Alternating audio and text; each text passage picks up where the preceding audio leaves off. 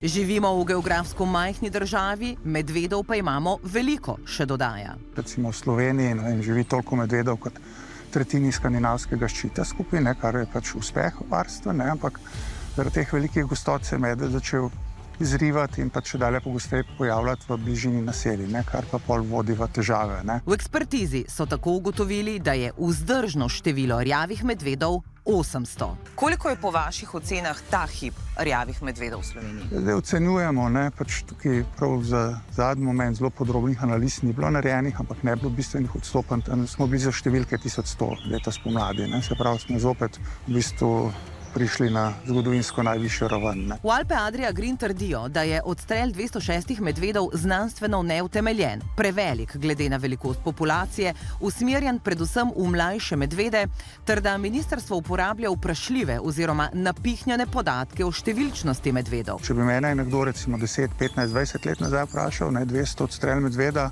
mu ne bi verjel, Ampak je treba te številke vedno gledati pač v primerjavi s tem, koliko jih živi.